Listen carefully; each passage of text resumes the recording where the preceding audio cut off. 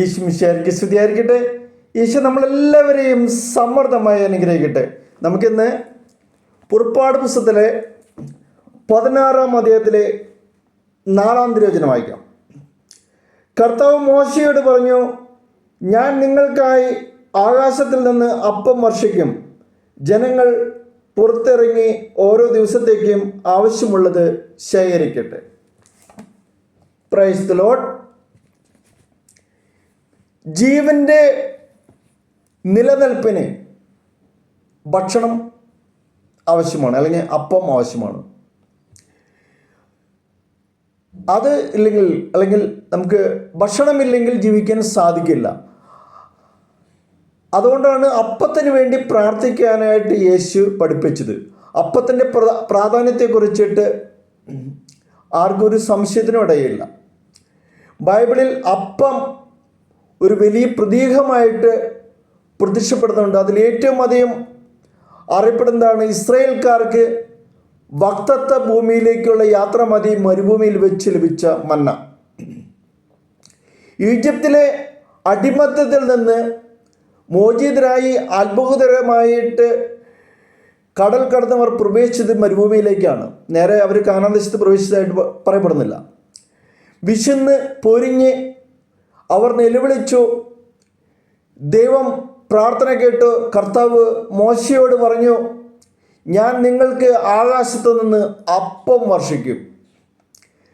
ജനങ്ങൾ പുറത്തിറങ്ങി ഓരോ ദിവസത്തേക്കും ആവശ്യമുള്ളത് ശേഖരിക്കട്ടെ. കർത്താവിൻ്റെ നിയമമാണ്, ഓരോ ദിവസത്തേക്കും ആവശ്യമുള്ളത് ശേഖരിക്കട്ടെ. പിറ്റേന്ന് രാവിലെ മഞ്ഞുരുകിയപ്പോൾ മരുഭൂമിയുടെ ഉപദ്രവത്തിൽ പൊടിഞ്ഞു മഞ്ഞ് പോലെ വെളുത്തുരുണ്ട് ലോലമായൊരു വസ്തു കാണപ്പെട്ടു. ഇസ്രായേൽക്കാർ ഇത് കണ്ടപ്പോൾ പരസ്പരം ചോദിച്ചു, ഇതെന്താണ്? വീണ്ടും വീണ്ടും ചോദിച്ചു. അവരത് അറിഞ്ഞിരുന്നില്ല. അപ്പോൾ മോശ അവരോട് പറഞ്ഞു, കർത്താവ് നിങ്ങൾക്ക് ഭക്ഷണമായി തന്നിരിക്കുന്ന അപ്പമാണിത്.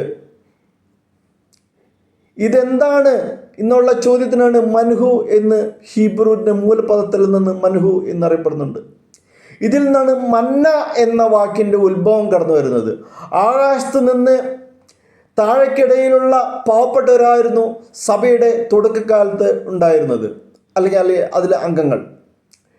അനുദിനത്തിന് ആവശ്യമായ അധ്വാനിച്ചുകൊണ്ട് അന്നന്നത്തെ അപ്പം കണ്ടെത്തിയിരുന്ന ആളുകൾ, മീൻപിടുത്തക്കാർ, സമൂഹം വെറുത്ത ചുങ്കക്കാർ,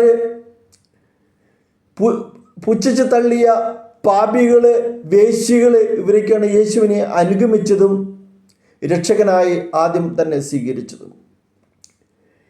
ഇവരെയാണ് ദൈവരാജ്യത്തിലെ വിലപ്പെട്ട അംഗങ്ങളായി യേശു സ്വീകരിച്ച് വളർത്തിയത്. ലൗകിക മാനദണ്ഡമനുസരിച്ച് നിങ്ങളിലെ ബുദ്ധിമാന്മാർ അധികമില്ല.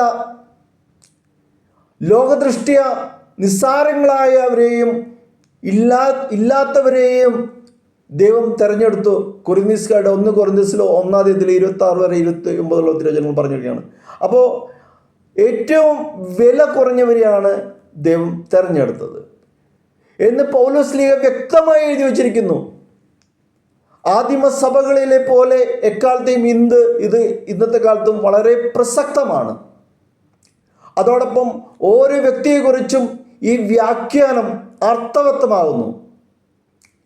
മാനുഷിക കാഴ്ചപ്പാടിൽ വിലക്കെട്ടവരെന്ന് ദൈവം വലിയ കാര്യങ്ങൾക്കായിട്ട് തിരഞ്ഞെടുത്തുകൊണ്ടിരിക്കുന്നു. അതിനാൽ ആർക്കും നിരാശ വേണ്ട. പണിക്കാർ ഉപേക്ഷിച്ച കല്ല് ദൈവം മൂലക്കല്ലായിട്ട് ഉപയോഗിക്കും. നമുക്ക് വേണ്ട അപ്പം ദൈവം തരുകയും ചെയ്യും. അതിനെന്താണ്? നമ്മുടെ അനാവശ്യമായ ദ്രവ്യാഗ്രഹങ്ങളിൽ നിന്ന് മനസ്സിനെ നമ്മൾ മാറ്റി നിർത്തണം. നമുക്ക് ആ ഒരു ചെറിയ സന്ദേശം ശ്രമിച്ചുകൊണ്ട് നമുക്ക് ദൈവത്തിനോട് പ്രാർത്ഥിക്കാം. കർത്താവേ, ദ്രവ്യാഗ്രഹത്തിൻ്റെ ബന്ധനത്തിൽ നിന്ന് ഞങ്ങളെ മോചിപ്പിക്കണമേ. ജീവൻ്റെ അപ്പത്തിനെ കുറിച്ചുള്ള ഗ്രാഹ്യം ഞങ്ങൾക്ക് ഓരോരുത്തർക്കും നൽകണമേ. ഞങ്ങൾക്ക് വേണ്ടുന്ന അപ്പം ഞങ്ങൾക്ക് നൽകണമേ. ഞങ്ങളെ അനുഗ്രഹിക്കണമേ. Hallelujah, hallelujah, hallelujah.